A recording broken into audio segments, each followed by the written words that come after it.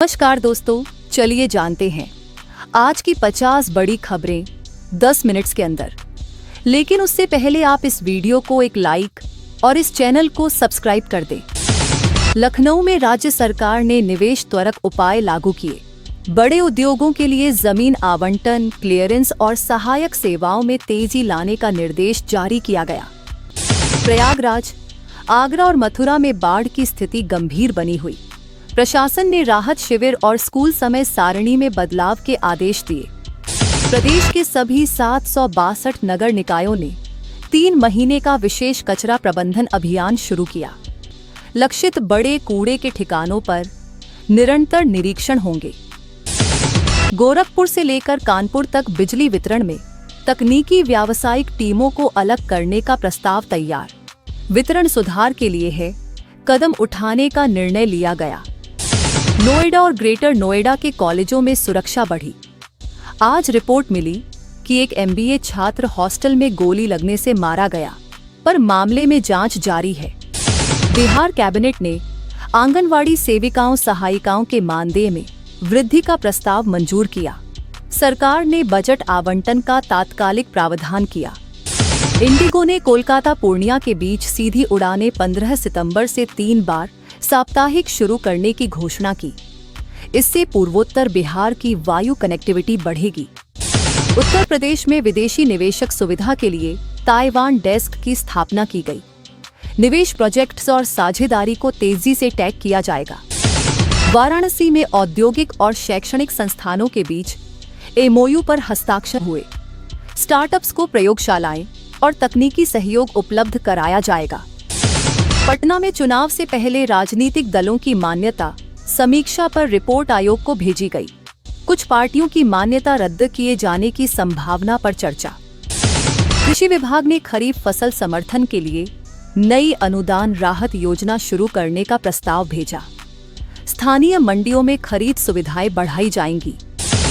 Lucknow city में traffic निगरानी के लिए CCTV व आंकड़ा विश्लेषण केंद्र का विस्तार किया जा रहा है। दुर्घटना रहित यात्रा प्राथमिकता में है। बिहार के कई जिलों में प्राथमिक स्वास्थ्य केंद्रों के द्वारा विशेष टीकाकरण शिविर आयोजित किए गए। गर्भवती माताओं व बच्चों पर जोर दिया गया। प्रयागराज में नदी के किनारे विस्थापित हुए परिवारों के लिए अस्थायी आवास और खाने पीने की आपूर्ति तेज की गई।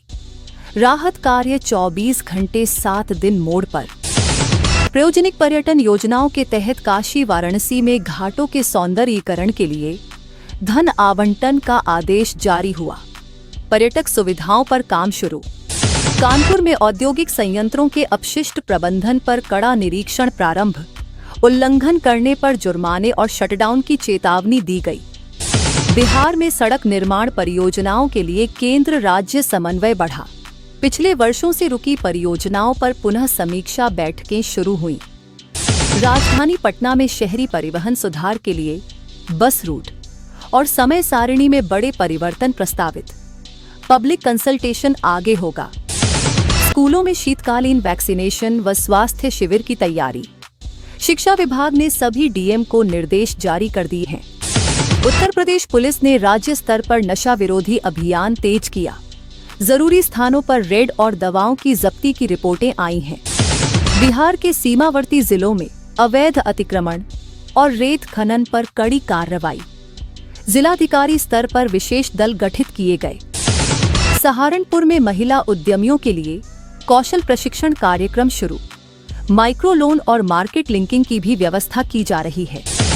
आगरा के ऐतिहासिक स्थलों पर पर्यावरण सुरक्षा कायम रखने हेतु नगर निगम ने प्लास्टिक प्रतिबंध और उत्सर्जन नियंत्रण लागू किया। लखनऊ मेरठ मार्ग पर राजमार्ग विस्तार परियोजना के लिए सर्वे पूरा। भूमि अधिग्रहण की प्रारंभिक सूची अधिकारियों को भेजी गई। बिहार में स्वास्थ्य बीमा कवरेज का दायरा बढ़ाने हेतु राज्य स्तरीय नीति पर अंतिम मसौदा तैयार। जल्द कैबिनेट में रखा जाएगा।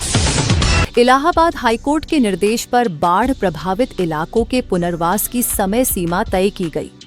प्रशासन से मासिक रिपोर्ट मांगी गई। वाराणसी में सांस्कृतिक कार्यक्रमों के लिए फंड आवंटन बढ़ा। स्थानीय कलाकारों और समूहों को मंच देने का निर्णय लिया गया। उत्तर प्रदेश के प्राथमिक विद्यालयों में डिजिटल क्लासरूम स्थापना योजना का दूसरा चरण लॉन्च। 500 से अधिक स्कूलों का लक्ष्य रखा गया। पटना में नागरिकता प्रमाण पत्रों के नवीनीकरण और डिजिटलीकरण के काम को तेज किया जा रहा है। ऑनलाइन सुविधा विस्तारित की गई। प्रयागराज के कुछ हिस्सों में बिजली की आपूर्ति की मरम्मत कार्य तेजी से जारी। ट्रांसमिशन लाइन सुधार के लिए विशेष टास्क फोर्स तैनात। बिहार बोर्ड और विश्वविद्यालयों के प्रवेश प्रक्रियाओं में पारदर्शिता बढ़ाने के लिए ऑनलाइन मॉड्यूल अपडेट किए गए। छात्र शिकायत निवारण प्रणाली सक्रिय। लखनऊ में स्थानीय व्यापारियों के लिए टैक्स राहत की योजना पर विचार। विशेष तौर पर छोटे और मध्यम कारोबारों को राहत देने का संकेत। कानपुर में प्रदूषण नियंत्रण मंडल ने औद्योगिक उत्सर्जन पर विशेष निरीक्षण का आदेश जारी। प्रदूषण नियंत्रण मानकों की पालना अनिवार्य। उत्तर प्रदेश में पर्यटन सत्र के दौरान सुरक्षा व सफाई बढ़ाने के लिए संयुक्त कमेटी गठित।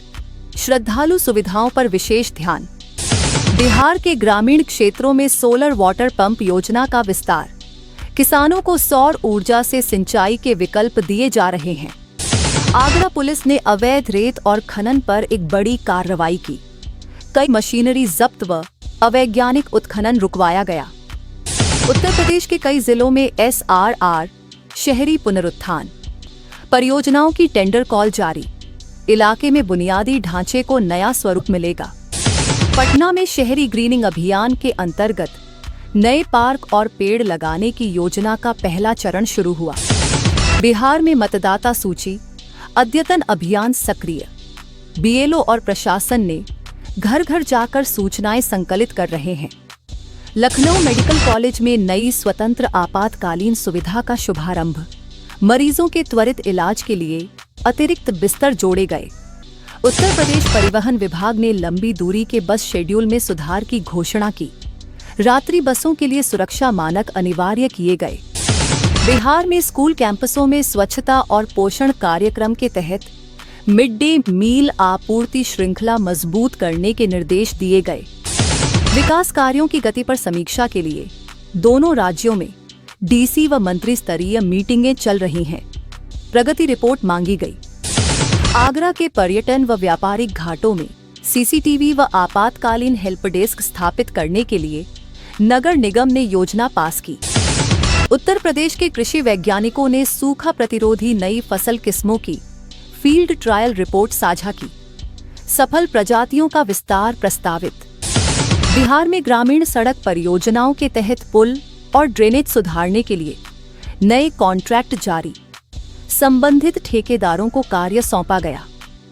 लखनऊ और पटना में फास्ट ट्रैक न्यायालयों की संख्या बढ़ाने पर विचार। मामलों के निस्तारण में तेजी लाने का लक्ष्य रखा गया। राज्य सचिवालयों ने मानसून संबंधित आपदा प्रतिक्रिया योजना अद्यतन किए। आगे की बारिशों के मद्देनजर सतर्कता बढ़ाई गई।